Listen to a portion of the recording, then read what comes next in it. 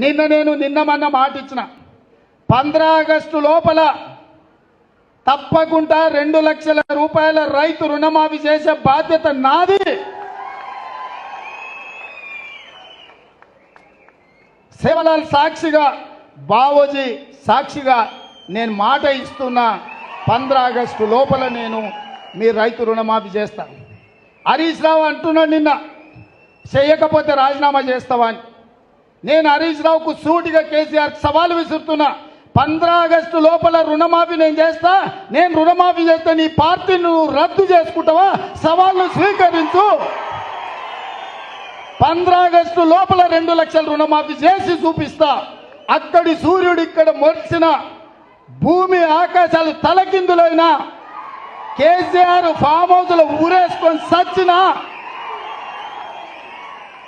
15 August లోపల